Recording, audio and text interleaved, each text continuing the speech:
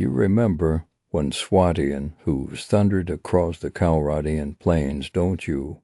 When the sight of our knights breaking into a charge was pure terror for anyone who dared stand against us. The fields around Praven were golden seas of wheat, overflowing sunlight flashed on maroon and gold banners as lords gathered. Proud, fierce, loyal King Harlaus, back then to embody that power, he rallied them, won their hearts and their steel with booming laughter and promises of glory. Those early assemblies, feasts, they felt like the heartbeat of a conquering giant. It was effortless, his command lords jostled to ride at his shoulder, dreaming of fiefs yet to be taken, riches yet to be won. He bound them with victories and triumphs, his charisma as potent as our stallions. On an open plain, Swadia was Calradia's crown. Harlaus wore it easily, but then the feel of it changed slowly. At warmth around Praven's high table it grew thick like the smoke from the feasting fires clung to long. Those gatherings started tasting less like celebration after battle and more like habit, an essential rhythm commanded by the king himself, refusing to be broken. Did you feel it too? An uneasiness that replaced the old excitement. Horsemaster Tauren voiced concerns about the far borders in a lull between courses. Once Harlaus just cut the roast pheasant, chuckling about Rhodoks spearmen unable to stand before proper knights. He waved away worries like flies. His way of holding the kingdom together began to rot it from within. Feasting as governing ruling took place between clinking goblets and the murmur of court poetry, not in mustering yards or on border patrols. The needs of the feast itself became emergent policy, golden platters, empty call for more palisades to be stripped, soul for coin sellers low must pay those garrison wages. Yet did you ever stand atop a neglected keep wall, Merrick, feeling its crumble age beneath your fingers, counting how few watchfires lined the horizon, knowing Rhodoks were testing our defenses just over those hills? Harlaus never seemed to see them. Oh, the gifts, the favors, crown, lands, prime manors, villages, they became sweets to be offered around Praven's great table, not to the lords holding the hard border marches against the Kurgits grilled under a harsher sun. No, they were needed out there, the rewards, but to the lords who stay close to those who learn the king's favorite jokes, murmured flattery, and never missed a scanned boar raised in his hall. Count Gravis suffered like a stone in the East Mark, fighting yearly skirmishes with depleted levies, watching fat Jeremus gorge himself on buttered peacocks in Praven courtesy of his new westful manner. Resentment curdled like old milk, and the cost Merrick, the constant knowing cost, those tapestries, those imported wines, the musicians. It bled Praven dry corn meant for shoring up curtain walls, went for perfumed oils. Hardened mercenaries dwindled without pay as Harlaus dropped mounds of silver on Kurgit fire wine. Merchants, your own mail shirt, remember patching the rust spots yourself, fighting felt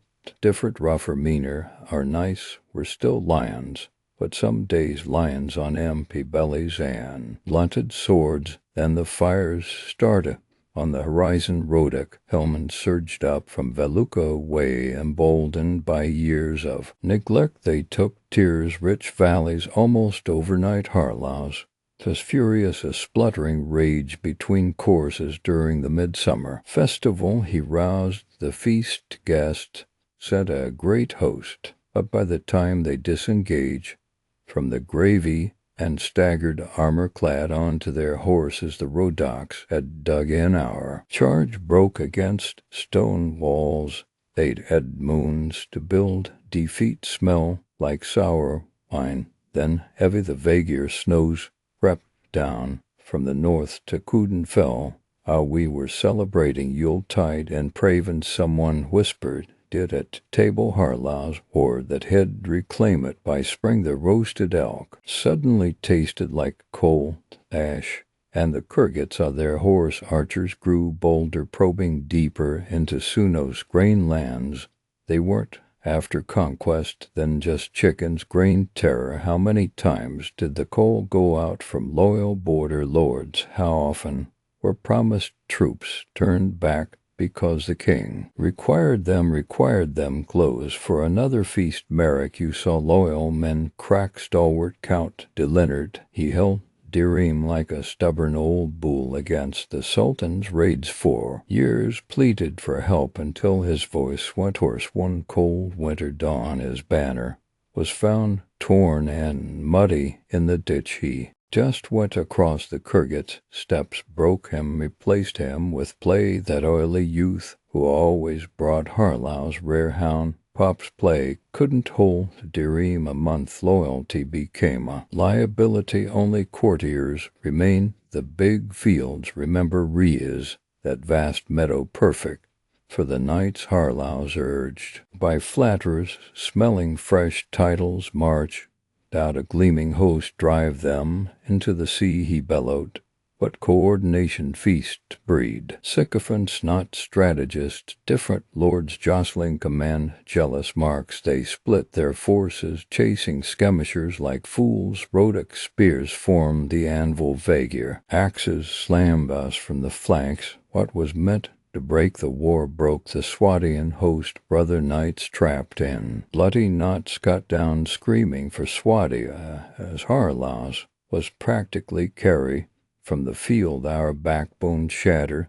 That day the kingdom began its proper fall. Then outside Uxkhal the feasting fires seemed dimmer after Riaz. Fewer faces. Swadia just shrank. Suno felt isolated. Dhirim was a battleground, changing hands constantly. Villages burned, hearth fires vanished across the land like dying stars. Refugees choked Praven's muddy streets, pleading at the gates. The king never seemed to leave our armies, shrunken things. He marched from Praven Merrick, but the clatter felt thin.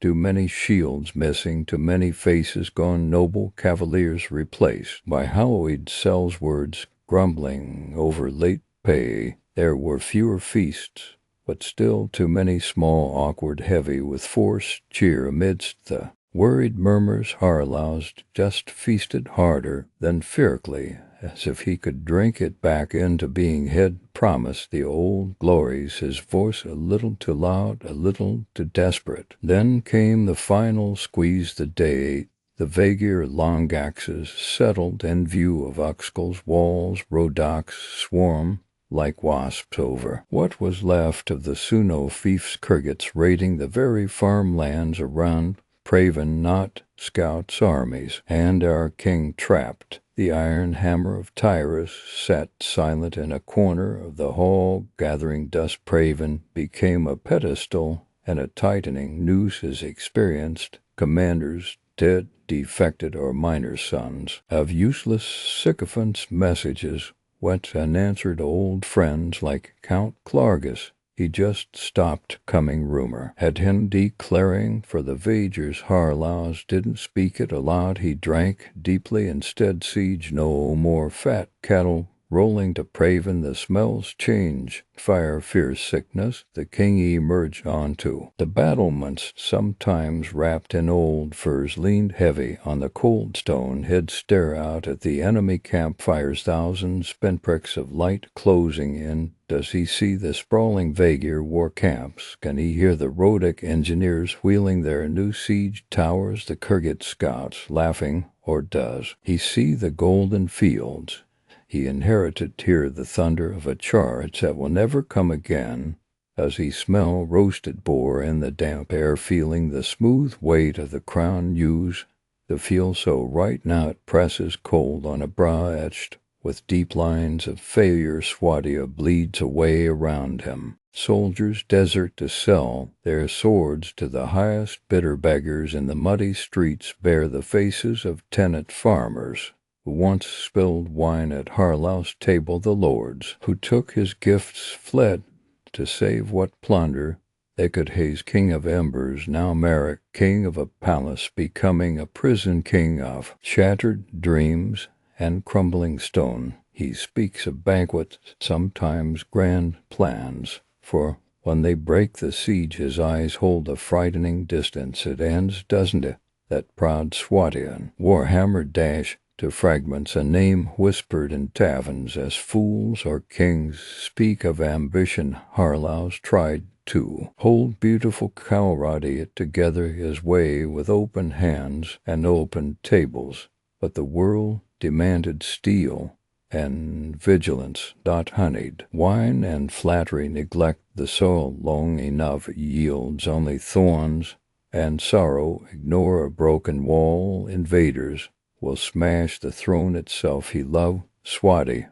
I think he truly did. That was almost the worst part, watching him tighten his grip on the wrong things until his kingdom was just fine wine and dust slipping through his fingers like a traitor's promise. Praven's groans, now let it be a warning. Merrick feasts are for peace, and peace it must be forged long before famine or Siga machines cast their shadows. You settled in Swadian plains, once good land, rich soil underfoot, thick crops waving in the wind. It smelled like grain and horses. Honest things felt like a kingdom built to last, only it wasn't built smart. King Harlaus rode out in his fine polish, inheriting Athel's fat borders and fatter problems. 5 fronts, 5 Rhodoks sharpening crossbows in their hills to the south. Vaegirs lurking like ghosts in the northern forests. Nords dreaming of whalebone axes just over the channel. Kurgats spinning their ponies on the endless eastern steppes.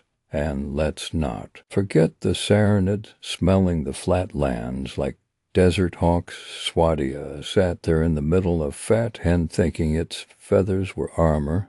Wasn't buildings, it was waiting. Harlaus just kept waiting. Thick of the night, so the glorious knights clattering in their plates, shaking the earth when they charged. Beautiful beasts, terrifying, like watching a thunderstorm made of steel in open field. Gods help you, but Calradia isn't just open fields. Rhodoks dug into their mountain castles like stony ticks. Those knights, useless baggage trains, slogging up goat paths, worthless against crossbow bolts raining down cliffs. Don't care about lance momentum. Nords hid in forests thicker than a winter cloak. Heavy horses floundered, tangled in roots. Vaegirs preferred freezing marshlands at dawn. Swadia's pride became its anchor. It couldn't adapt, needed silver for more nights, always more nights. Expensive plate, war horses that ate grain like lords, heavy metal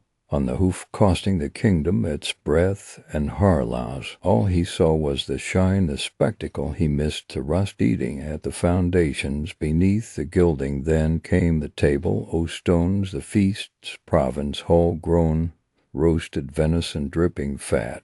Into the rushes barrels rolled in until the stoppers wept. Minstrels clanging away, while lords stuffed their faces till their silk doublets stretched.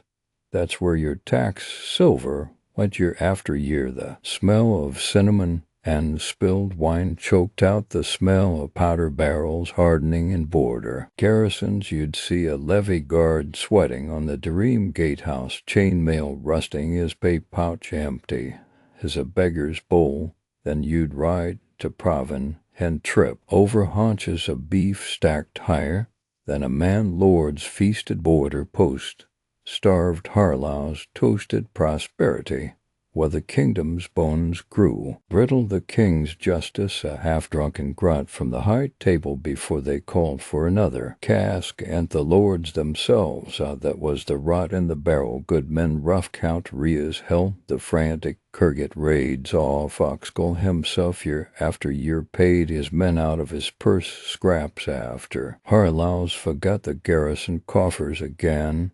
And what thanks did he get HMP Uxkhal, the Praven, for failure who attend council scolded like a squire who lost a pony, while who sat shining beside the king's sly count grain wad big belly bigger smile, what earned him approval, bringing the choicest wines and telling the loudest jokes at the feast. Harlaus saw loyalty measured in attendance at his table, not battles endured or borders leading dry. Why fight for him when he only loves the sycophant's peace? He said he craved it, but Swadia's peace was brittle, yet every minor raid, every incident along the Glenmore or the Tilbout, like a kicked hive. Harlaus hurl threats like rotten fruit, set knights trampling crop fields. Rhodoks claim provoke Kurgat riders, swarming border villages, burn bridges, or proclaiming he didn't want war, never sending the diplomats the gifts, the respect. Empty words piled like the discarded ribs on his hall floor. Soon every king on the border looked at Swadia and saw homely weakness wrapped in bluster and bad faith ready to bite, and bite they did, felt inevitable. Like rats smelling plague, Kurgat tumans appeared overnight, swarming villages east of Uxkhal. Smoke stained the dawn horizon.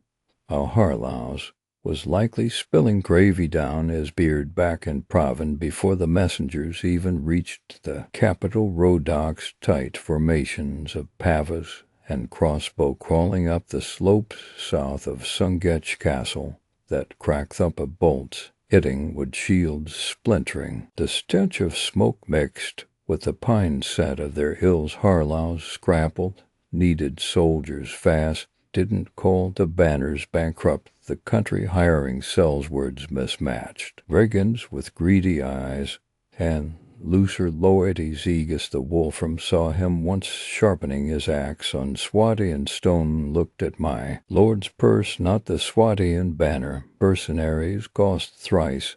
True levy took the corn and crumbled like old cheese against real soldiers. Sank the treasury for nothing but corpses and borrowed time. Then the body took the long shot. Sungech Castle key anchor for the west kept the Lord Dhirim. Mariga connected to the heartland, a solid Rhodoks push, maybe traitorous work inside, doesn't matter. It fell silence.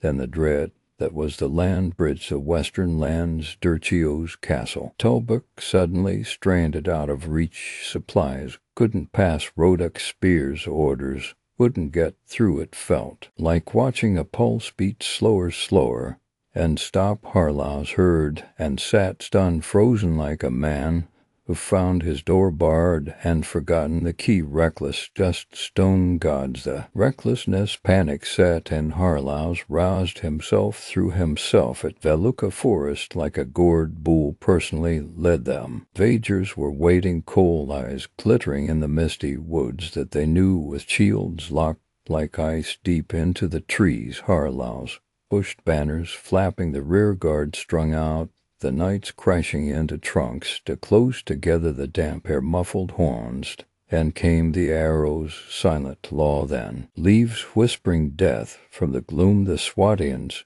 choked in the mud, screams muffled by oaks who'd seen too many meet. Harlaus dragged out bruised and dazed thousands, left rotting in the pine needles, splashing in bloody mires. Vaeluka became a graveyard, the crown prince's ransom paid in iron. Despair for no land, no gain, only pride shattered and muddy. Next came whispers loudest from Count Clargus, stone bare old guard held. Ruger fell against the frozen tide longer and any man should, sick of paying his soldiers from his wife's jewelry, sick of watching incompetent lords feast. His men froze, sick of answering. Vaeluka with surly silence saw the avalanche coming, packed his household banners one night, and simply strode towards Rhodoks lines. Didn't fight, free joined them. You felt the shudder underfoot when he switched sides like mountains, sighing not just him. Others, Potch, saw the folly, the feast of blindness. Count Treaty followed. Lord Tilbout himself, lands were stripped, honors revoked, but their banners found space under King Gravith's sharp gaze, and solid wall Swadia began hemorrhaging strength. Each lord leaving felt like a limb lopped off the carcass, less to give less, to rally less reason to stay. For the last few loyal souls, Dhirim was the last breath leaving the body. Swadia's belly granary, a market crossroads where caravans met under the walls of sun Vaegirs, sensing it all ending, finally slipped out from their trees of blade-aimed, soft-smelled weakness. Dhirim starved, garrison treasury echoes fell not with shots, but a choke, surrender the smell change. Forever after not grain and sweat, but sawdust from empty stalls, and despair roads, toked fields, unplanted Praven once loud, with feasts echoed with thin coughs and fearful murmurs, instead of laughter, and bore supply lines cut like rabbit guts, empty granaries, even in autumn soldiers, deserted grafest peasants, fled the dream of Griffin over golden fields, dust carried away by the Kurgit wind. Swadia didn't die quietly like a gutted deer at which painfully a few more seasons. Harlaus faded hunting game. Instead of enemies, the kingdom bled out acre by acre, defined now by who wasn't inside its borders, who didn't answer its call. It became the ghost in the heart of Calradia, a fairy tale of what happens when a king mistakes his feast hall for a fortress and his knights for immortality, a lesson sharp as Rhodoks steals simple. Really build your kingdom on what holds land, not just what looks fine reflected. Then the wine cup Harlaus never learned that taste. Now the plains grow weeds where wheat once paved. We just remember the feast stink and Marlet's knights who charged into forests to deep that and the silence where dozens of banners used to fly. The rot started from the head down. You remember those early feasts in Praven. Harlaus standing tall, sunlight catching the gold thread, and his crimson cloak voice booming across the hall like a war horn. Head lift his goblet, and every I followed it. He spoke of Swadia's destiny, of rolling fields ripe for the taking, of enemies scattering before the thunder of our heavy cavalry. And God, you believed him, you felt it in your bones, that surge of pride, that certainty that this man, this king, would lead us to glory. He made you thirsty for conquest, eager to ride out the next morning. Remember Dhirim, that swift, brutal campaign.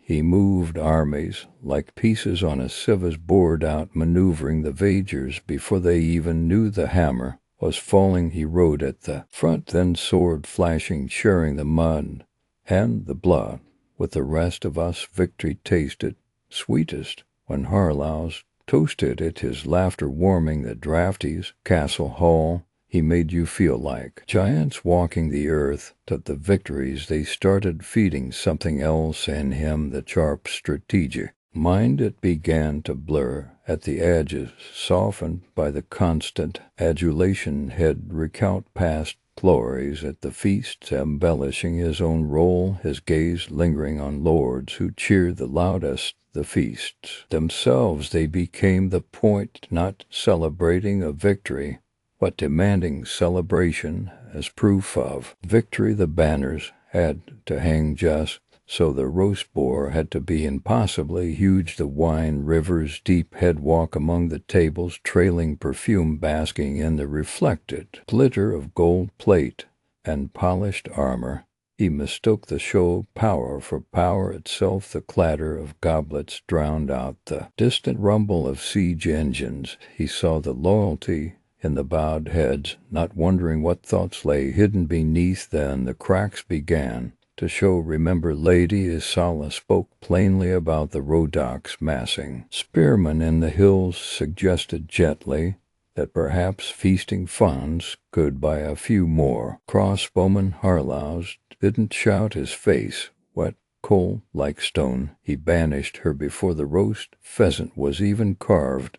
called it treasonous doubt, that was the first chill-wined messengers, poor bastards. They brought word of a lost skirmish, a raided village west of Suno. Harlaus' eyes would narrow. Sometimes the messenger just vanished. Others were publicly flogged. For bearing false tidings, bad news became an insult. To the king personally he craved validation like a drunkard craves wine. Lords who spun tales of his brilliance, who flattered his every whim, they found themselves gifted with rich estates, fertile lands ripped from competent, quiet stewards, lands that desperately needed defending, not sycophants. He surrounded himself with mirrors reflecting only his own magnificence, and the defeats mounted Rhodoks pikemen standing like an unbreakable wall, our glorious knights impaling themselves in bloody heaps, Kurgit horse archers swirling like dust, devils peppering our lumbering formations from afar, until we broke reports, flooded in castle after castle, besieged, falling Harlaus head slam his fist on the table, scattering pheasant bones, exaggerations, lies spread by cowards, hit, demand an even grander feast immediately right there in Praven, as if the sheer spectacle of roasted swans and imported wines could push back the enemy armies. At parade the remaining knights polished and gleaming, proclaiming Swadia's strength undiminished. It was madness, pure desperate denial. He refused, utterly refused, to adapt. More knights, better trained knights, charge harder. The idea of dismounting, of using infantry squares, of adopting crossbows, it was heresy to him, an insult to Swadia's very soul, which he equated solely with the lance charge. His stubbornness wasn't conviction, was a fortress wall he built against reality. The feast became grotesque. While villages burned within a day's ride of Praven, the halls echo with forced laughter and increasingly frantic music. Harlaus sat on his high seat, jewels glittering, face flushed with wine and fury. He'd stare into the crowd, searching for doubters, if a loyal Castellan, some brave soul holding out in a besieged fortress like Tilbat or Vaegirs, set desperate pleas for reinforcements. Harlaus might deem them insufficiently grateful for the honor of defending Swadia. He'd send a pitiful handful of men poorly equipped on a suicidal march through enemy territory, not to save the castle, but to punish the Castellan for troubling the king's feast with his failures. It was spite, pure and simple, wasting lives he desperately needed just to prove a point, to prove he was still king. Then the silence, the slow draining away Lord stopped coming. To Praven, not openly rebellious, just busy defending their own lands, making quiet treaties, seeking service with kings who understood the ground shifting beneath their feet. Pragmatists fled the sinking ship, who remained the worst kind, the oily flatterers, the merchants grown fat, selling feast supplies, while Swadia starved, the minor nobles with nothing left to lose but their proximity to the crumbling throne, a whispered poison in his ear confirming his delusions, blaming traitors and bad luck for everything. Praven felt hollow, a gilded cage echoing with emptiness between the forced revelries. Late at night sometimes servants reported finding him alone, not on the throne, but slumped in a shadowed corner, the stink of cheap brandy thick in the air. He'd mutter names as sole account, clay lords long dead or banished. He'd curse them, then weep, sob about betrayal, about promises broken, not his own, always theirs. But in those drunken, broken whispers you catch at a flicker, a terrible fleeting glimpse of understanding. What have I done? The sheer weight of the ruin hit, presided over the trust, squandered the kingdom bleeding out. But the dawn would come blearied and hung over, and the shutters would slam down again. The parasites would flutter around him, cooing reassurances and the demand for another feast, another display of hollow power, would go out to late, always to late Harlaus. He wasn't born a monster. He had the charm, the presence, the early spark of greatness.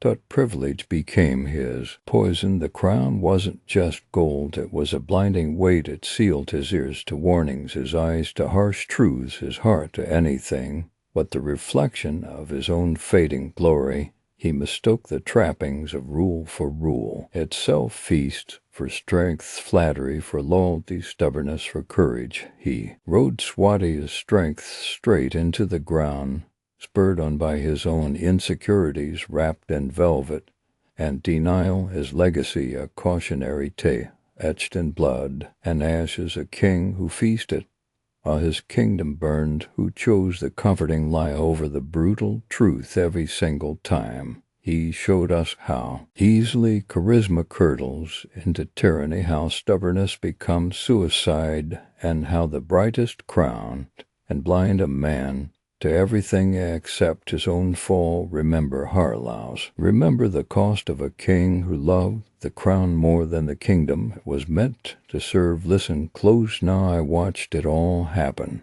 Watch Harlaus Swadia bleed out, not in some glorious blaze, mind you, not even to a single rival's hammer blow. No, it was gnawed at peace by rich fertile peace, by the claimant kingdoms and their vultures, scenting weakness on the warm Calradian wine. They didn't just attack Swadia, they fed on it, calculated, precise, like carrion birds picking choice cuts from a fallen stag.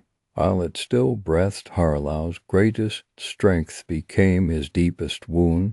Those fields, endless amber, waves of grain heavy in the autumn sun, they didn't just feed Swadia, they screamed temptation, Kurgat raiders light as the wind itself swept down with terrifying frequency, not merely for plunder, though they took that too, but to torch the storehouses, to watch Swadia's golden lifeblood turn a choking black smoke against the sky, cripple the breadbasket, cripple the army, and the Rhodoks.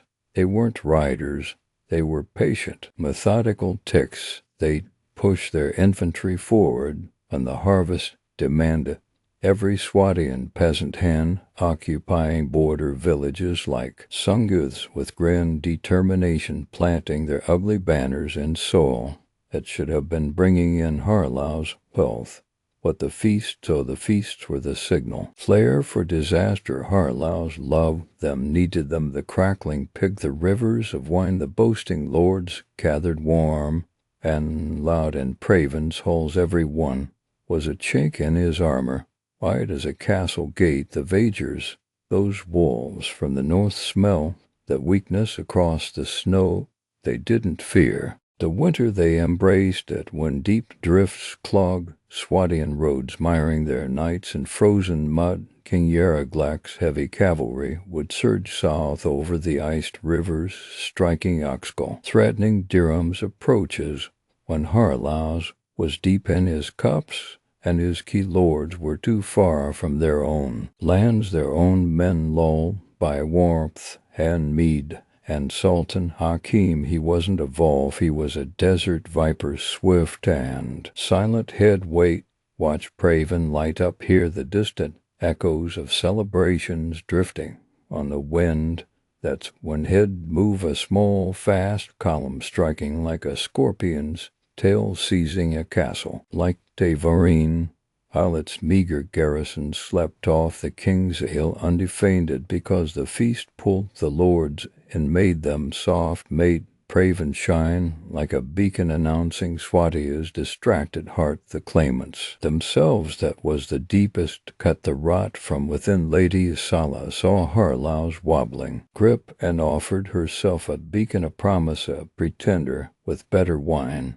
Whispers suggested nobles from the east, those whose lands bled first to Kurgats or Vaegirs, whose pleas went unanswered amidst the clatter of feast dishes. And Praven, they looked to her, saw way out, saw their pride restored. Under a banner that wasn't stained by Harlaus' perceived neglect. They peeled away, taking their knights, their soldiers, fracturing the already strained unity of the realm. Each defection was a victory. Hakim and Uxkhal didn't have to fight, for then there was Ragnar that gnawed bare. He didn't just conquer land, he crushed spirit. He knew Harlaus' obsession head roar across the battlefield, deep voice cutting through the clash of arms, calling him Barnacle King, clinging uselessly to his throne, while the ship sank. It wormed its way into defenders' minds, standing on Dhirim's walls, freezing under gnawed assaults, hearing at taunt echoing. It sapped the will, made the Swadian blade hesitate, a fatal fraction mockery, as a weapon sharp as any gnawed axe. But the true architect of Swadia's slow dismemberment, Count Larukan, that Rhodoks fox, he understood the rhythm of Harlaus' indulgences like a farmer knows the seasons. He plotted with chilling precision. While Harlaus announced yet another grand feast, and Praven, Larukan's meticulously planned campaigns would kick into motion. Not a massive invasion, no surgical strikes, siege engines appearing outside vulnerable Dhirim castles like Ribelay, exactly as the feast horns blew garrisons under strength because their lords were expected, and Praven reserves sluggish to respond. Commanders miles away, and after castle in the Dhirim region fell, not in open battle, but through ruthless timing that exploited Harlaus' fatal need for celebration. It wasn't just individual wolves. They learned to hunt in packs. I'd see it Vaegirs scouts probing a Swadian border, and like clockwork gnawed longships grounding further down the coast, or Kurgit raiders setting villages light near Suno, just as a Vaegir force clashed with Swadian levies near Uxkhal. Was their communication packs whispered in smoke-filled tents. I'd wager my life on it. They saw Swadia tearing itself apart, Harlaus' loyalists clashing with nobles, flirting with Lady Asala lords, absent defending their own lands, while feasts demanded their presence.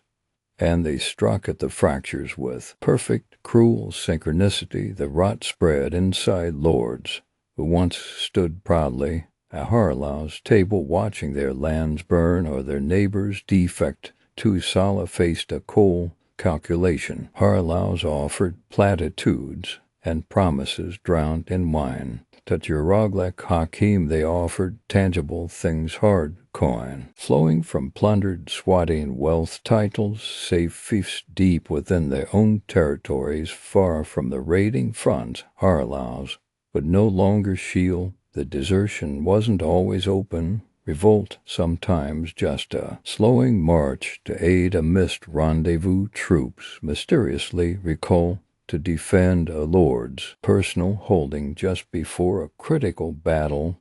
Every hesitation, every withdrawal fueled by rivals, planting seeds of self-preservation that Harlaus' feasts could never nourish. The Kurgits understood starvation in a way we saw Swadians ever did. Sanyar Khan knew burning grain didn't just hurt stomachs. It strangled armies before a major battle loom.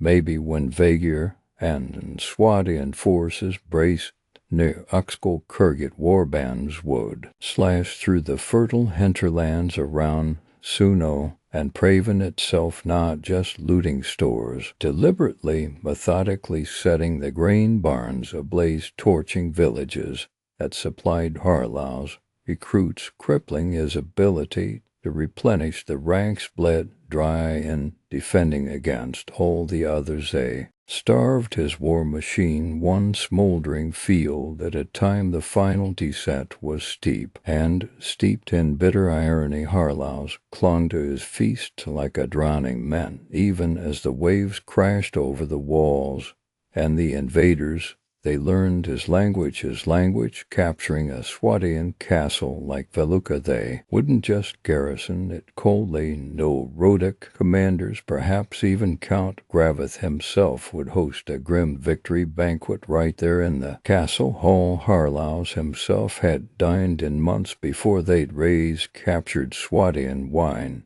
toast their victory with Harlaus' own vintage, surrounded by his faded tapestries, mocking the very symbol he thought sustained him. Praven's fall was the cruelest jest that Gran Hall, heart of the kingdom seat of 1,000 feasts. When the Vaegir axis finally broke the gates, it wasn't just a fortress. They took Yaroglec's commander, Strode, and they rolled up maps on Harlaus' own polished feast tables, used them for war councils amidst the lingering scent of spilled ale and roasted meat, the instruments of Swadian celebration, transformed into the tools planning its final subjugation, the very bones of the kingdom repurposed by its killers.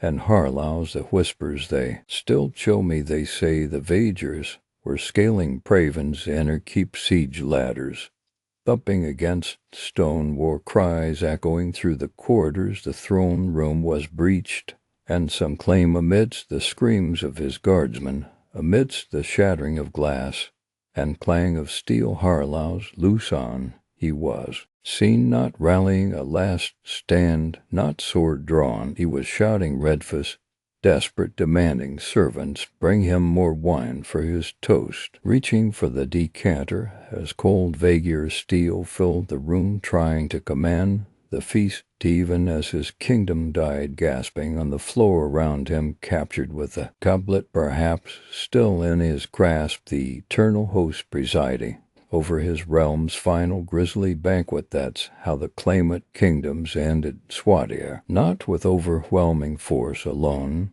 but by smelling the blood in the water, by studying the cracks in Harlaus' soul, by turning his own strengths against him, his own lords away from him, and his own beloved feasts into the funeral rites for his crown. They didn't conquer Swadia, they devoured it slowly, efficiently, savoring every bite of its rich, vulnerable flesh. JSON parser network error expecting. Value line 3103, column 1, char 17,061. First time writing into Praven, you feel that Swadian strength radiating from the stones. Harlaus holds court like a sun king surrounded by lords, gleaming in plate. Dinars land heavy in your purse after your first contract. Escorting those knights, gods watching them charge was like seeing a steel wave break over bandits. Nothing stood, you felt invincible riding beside that blue bannered those early feasts. Remember the sheer noise after booming off the rafters, the clatter of plates, lords boasting about their latest victories over Rhodoks spears or Vaegir archers. Harlaus at the hit, flushed with wine and confidence, tossing you a purse for winning his tournament. Champion of Swadia, you felt it to protecting some border village from Kurgat. Raiders felt noble, righteous, easy the grain flow. The recruits came eager. You barely noticed how thin those garrisons were beyond the core lands. Dhirim, just a bustling town deep inside Swadia's heart, safe. Then you started seeing the cracks. Remember riding hard from the field near Uxkhal, dust in your throat, blood dry on your mail. You saw the Nords massing. New Dhirim was exposed. You burst into the feast hall. Urgent Harlaus, he waved a turkey leg, dismissed it. The mountain savages wouldn't dare strike so deep. More wine, the lords chuckled. You felt the chill, then the disconnect. Your victory report soaked in sweat and effort met less than the next barrel of ale. Worse, remember at first village he granted you Suno. Baby, you poured your own coin into its walls. Recruited loyal men felt proud. Then you returned from patrol. See Swadian sergeants marching away. Harlaus ordered, stripping your garrison bare. For what? To bolster the guard at another feast. And Praven, your own fief, left hollow, the trust started fraying like cheap rope, the betrayal that stung deep lord. Edda you fought beside him at Homer broke a Kurgit charge together Shiride afterwards. Then, during that brutal siege you were leading at Ravid and you look up see his banner, his elite knights riding, not to reinforce the walls but away straight into the arms of Count Clay watching those familiar blue and yellow shields vanish over the ridge. That wasn't just losing a lord, that was watching Swadia bleed out its own lifeblood. The rot was inside the walls now, so do you stand loyal, watch everything you built crumble around Harlaus, stubborn pride a ride with the rebels, Graveth promising order sanity, but breaking your oath a weight settles on you every dawn. Loyalty feels like shackles dragging you into the grave. With him rebellion tastes like ash you avoid. Praven the feasts feel like a grotesque dance on a sinking ship, and the demons of the demands your castle at Cura is besieged. Nords pounding the gates, your men are hungry arrows running low. Then a courier arrives, panting a sealed demand from the king himself, not troops, not relief. Donate 20 sacks of grain and 10 barrels of ale for the royal feast in Praven. You stare at the parchment, hear the distant thud of siege engines. The sheer breathtaking insanity of it chokes you. Do you send it starve your own defenders, or defy him, risk losing everything? Then Veluca, you know scouts reported Sarlians mustering Rhodoks pikes thick as a forest. You pleaded with Harlaut, sire, the ground favors them, their numbers will need to draw them out. He clapped your shoulder, grinning nonsense. Swadian chivalry fears no pike, glory awaits. He led your army, your hardened veterans, straight into that killing ground. You watched from the ridge helpless as his glorious charge broke like water on stone against those relentless spear walls. Your best Mangoni for nothing for his vanity. That's when you truly knew Swadia was already dead. Harlaus was just presiding over the funeral. Praven the last gasp, you're outside the walls now, not within, besieging your own former capital. Harlaus inside, desperate. You see him sometimes on the battlements, say flash a blue cloak. His knights try sorties, brave foolish charges. Swadia knights against your hardened ranks. You see the desperation in their eyes, the fading glory. They break against your shield wall, your crossbow volleys. Each futile charge feels less like battle, more like eulogy. You almost pity them, almost you remember the feast, the tournament, the weight of the dinars he paid you. Now you pay him back in steel and blood. After Praven falls silence, an eerie quiet where Swadia's heartbeat used to be refugees trickle to your lands now. Whether you're a loyalist holdout or a new ruler, farmers, merchants, broken men-at-arms, they sit by your fires, voices hollow. All those feast till that grain burned while the borders bled. The waste of it hits them now, the sheer stupid waste. And Harlaus, you find him later, not in a palace, not leading a charge somewhere near Tyr, maybe a small band of desperate men, a prisoner perhaps, dragged behind some Kurgit warlord's horse, or wandering dazed, stripped of his finery, just another face in the crowd. The lion of Swadia reduced to ashes, you watch him pass, no triumph, just a cold understanding settling deep in your bones. That's Warband's cruel magic, it didn't tell you Swadia was doomed. It made you live it, feel the early sun on Swadian steel, taste the feast wine, sweat beside its nights, then slowly, inexorably feel the ground crumble beneath you and that proud blue banner.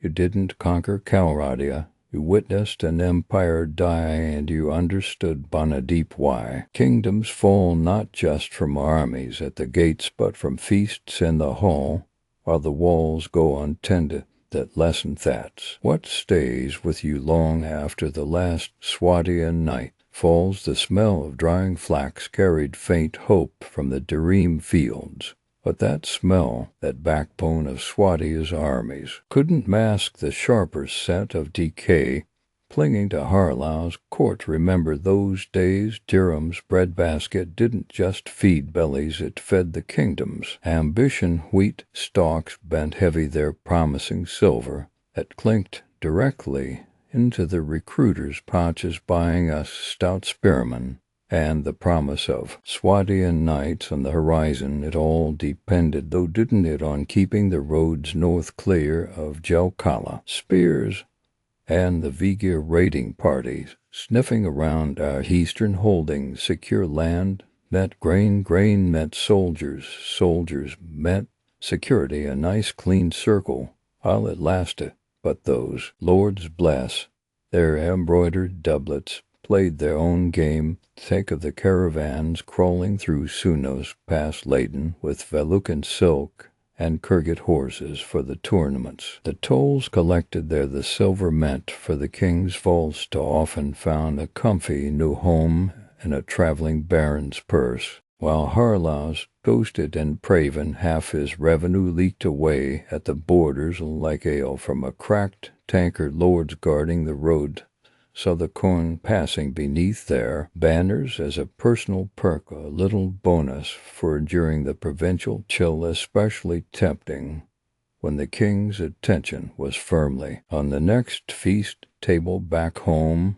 And Praven, oh Praven, at festival time the banners flew, the crowds roared, and the noble knights shattered lances for honor and favor, magnificent bankrupting every tournament day. The marketplace, that engine of trade and taxes, ground to a halt. Craftsmen bolted their workshops, farmers kept their carts at home, merchants locked away their best wares. Why compete with free spectacle? Day after day of glorious costly joust meant the constant quiet drip of mercantile taxes. Stopped Uxkhal to gold meant for the realm bled into prizes for the victors, and the gaping maw of hosting the crowd's glorious wealth display, while the treasury grew thinner, quieter. Then came the feasts themselves. Harlaus loved them truly. The generous heart was Swadia's doom. You see the cost right, not just the mountains of smoked boar, the rivers of Rhodoks red, the mountains of creamy butter. Ship from Uxkhal meadows, you could practically hear the treasury groaning as the wagons rolled into the castle. Bailey paying for that feast alone, it would have kept 10 mercenary companies loyal for a month in the field. Easy, a brutal investment, pageantry.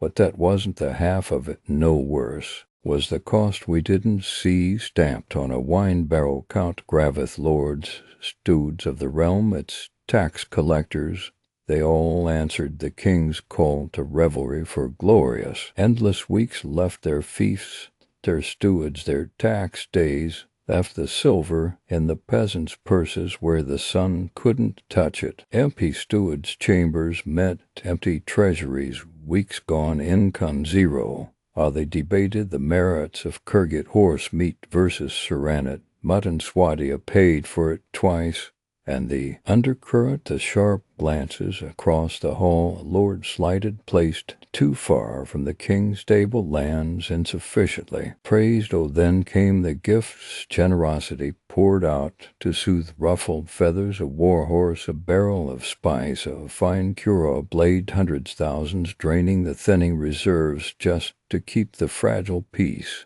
at the feast, buying smiles while the kingdom starved. Patronage became another dagger in the treasury's heart.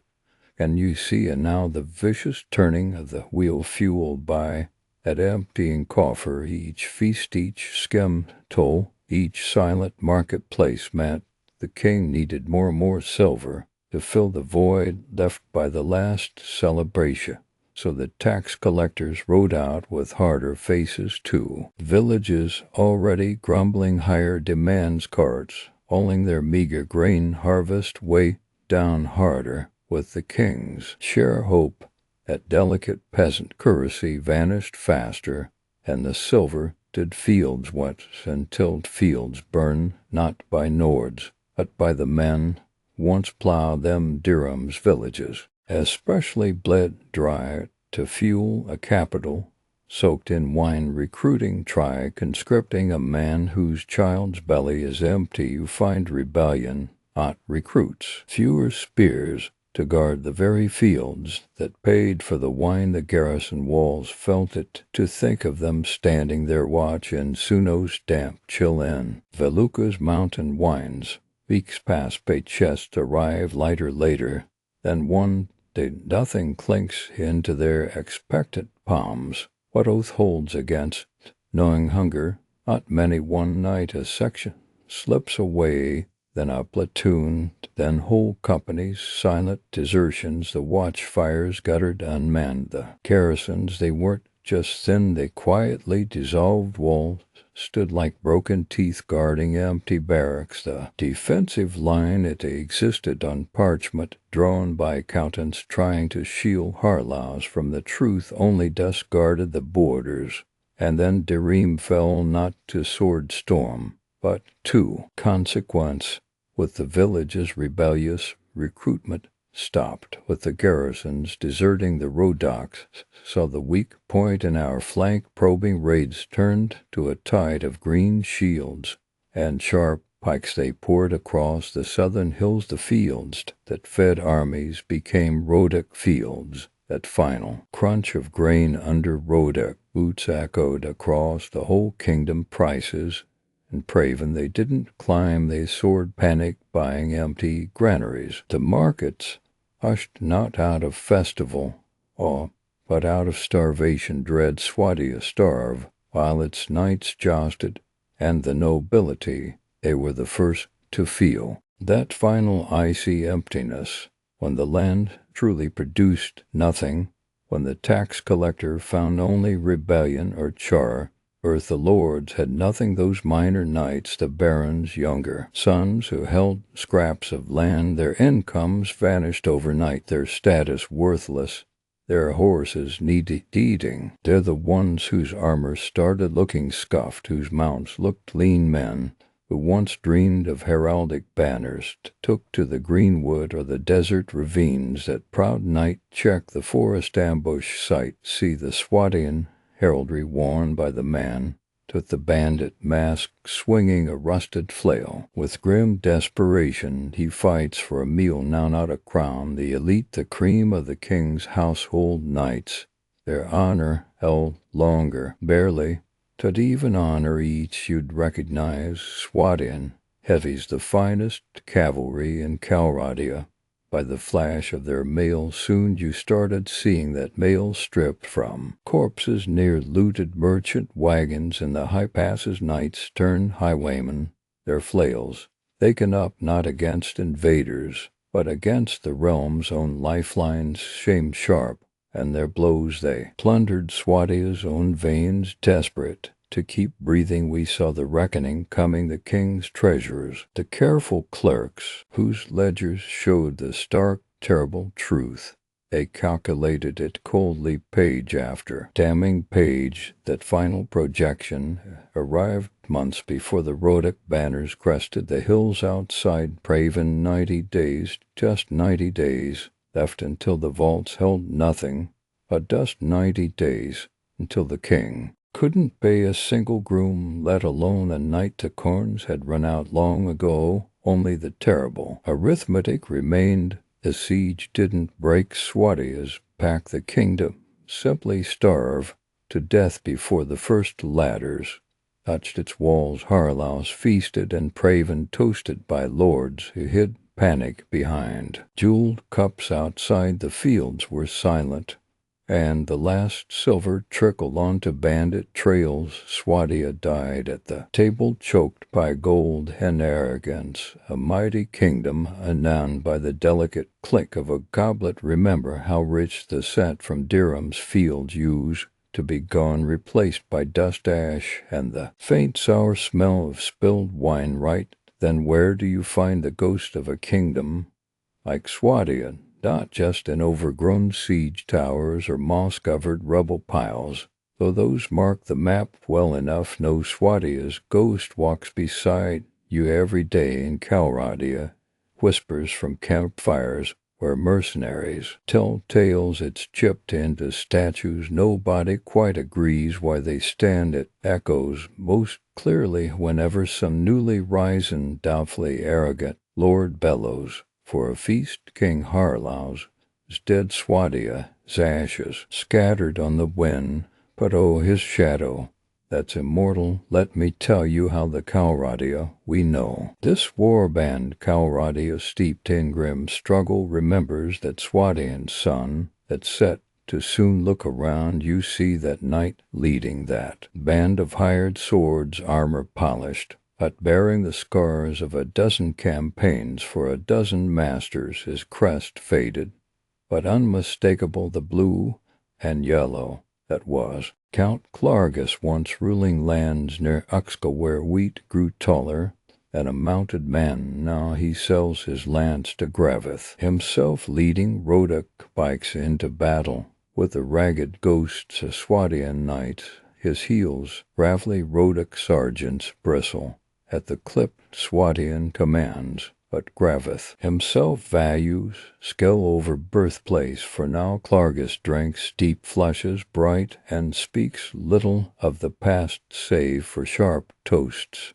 When the night grows late and the wine flows freely, there are others like him, fragments of Swadia's high table embedded like historical shrapnel in the courts of the Nords, the Saronids, anywhere that values a heavy lance in the charge. Their nostalgia is a practical thing displayed in order of battle. Remembered crests stitched onto new surcoats, they are the husk of Swadia's power repurposed.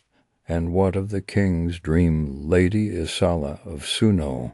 Remember her claim, the lady who embodied the desperate hope of a Swadia reborn. Her faction dissolved like mist under the sun. No hearth, no castle, stronghold, no army loyal to Swadia itself. Just pretenders arguing over lineage in dusty manners. She vanished, some say still scheming and remote, keeps others say swallowed by the unforgiving realities of Calradian politics. Her failure echoes louder than any battle horn could sound, a final punctuation mark on the idea of Swadia. She proved the kingdom died with Harlaus. Pretenders need a crown to grasp. Hers slipped through her fingers like sand when men speak of lost causes. Now in taverns, hushed by fatigue, Isala's name is sometimes the whisper fragile as hope. So what does Calradia remember? King Harlaus wasn't forgotten for his battles, really. Calradia's memory held a different image, close gluttony, that insatiable hunger for more that saw stockpiles open while borders bled, feasting that became his monument. You've heard the whispers, the weary sighs in war councils, some minor lordling freshly victorious in a skirmish with bandits, orders, casques rolled out. His battle scar captain might just look him square in the eye and grunt, think we're doing a Harlaus, my lord. The insult cuts sharp as any saber. It means reckless indulgence, it means dangerous neglect, it means inviting disaster. While chewing on haunch of beef, doing a Harlaus has slipped into Calradia's grim lexicon, passed from grizzled sergeant to raw recruit, a cautionary tale roasted over every campfire. Harlaus the king won wars, Harlaus the man ended a kingdom.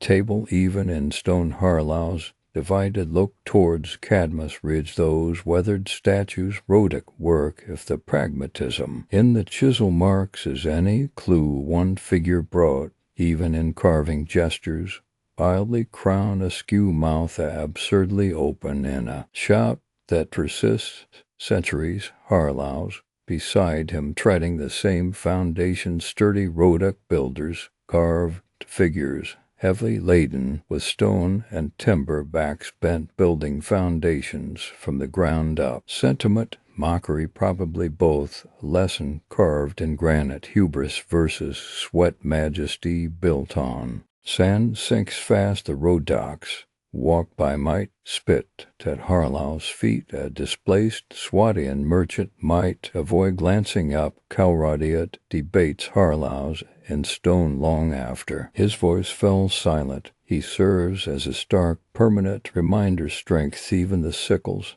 and stars of 1,000 nights. It means nothing less than nothing. It becomes a liability without the strategic spine to wield it. Swadia, a strength its fall-proved strength can be the anvil idle upon Swadia, as Calradia's scornful sigh when sheer might proves hollow. Now those whispers from another time, Bannerlord's shadows stretching long, Vlandia, at rising power crushing the Botanians, absorbing parts of Sturgia, at Swadia's rootstock. Wouldn't you say powerful, heavy cavalry, ambitious lords? Yet observe you don't see Dirther gorging himself. While Dhirim falls, Vlandia feasts. Yes, it celebrates hard-won victories. But those celebrations end sharply. Cleanly lords are dismissed back to their musters. Patrols ride, the war machine grinds unrelentlessly. Watching them surge through Rovalt's Botania, now it feels frighteningly familiar, yet crucially different. It makes Swadia feel like a future Vlandian, nearly bled dry. If the crown forgets to stay sharp, they learn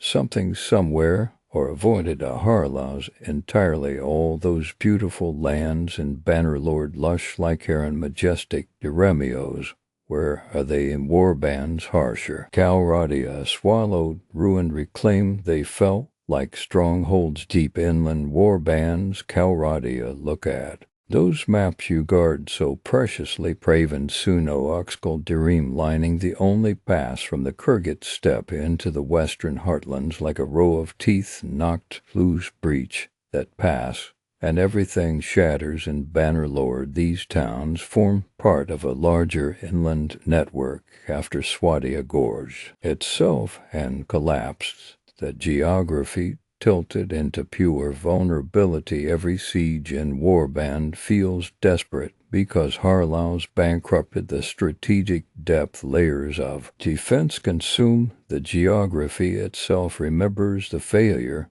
Then there are those whispers in Vlandian garrisons, an old tattered banner, hidden away, dusty horns engraved with motifs that feel older than Vlandia. Sometimes a weary captain calls the shift change, saying enough for today, let us feast hell. Smirk the old men, will chuckle grimly the raw recruits. Just look confused. 'Tis an old war cry, they say. Duke something har, something can't quite recall. A mocking honor, a joke. Harlaus buried deep in Calradia's dreams, his signature phrase, the very embodiment of his flawed greatness, reduced to a silly forgotten toast. Here is what Harlaus, rotting in his grand tomb in a fallen capital, teaches us. It's the lesson written in ash on Calradia's wind. That glimmering king teaches the sharpest, most brutal truth of power. Charisma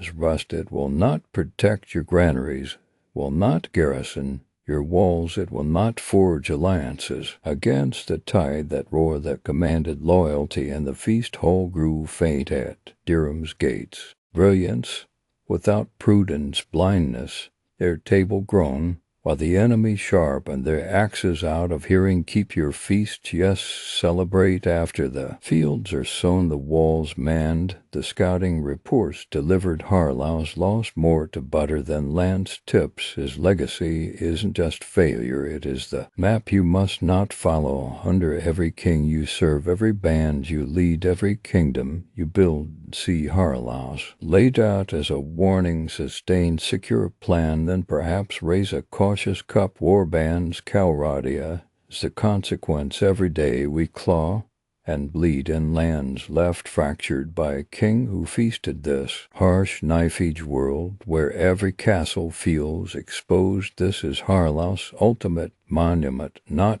statues, not songs. This perpetual near-collapse state, the grinding, hungry struggle that is the Swadia we inhabit. His lesson is our air taste. It know the price of forgetting when you stand on a tower, surveying lands you defend. Look to the horizon, then hear Harlaus' ghost whisper, what have you secured? What have you built beyond? The table feast promises nothing battles bought with sweat and iron-wind futures. This Calradia mirrors every delusion, a power-stripped bear. Remember, Harlaus, remember. Swadia, then get off that tower and check your walls.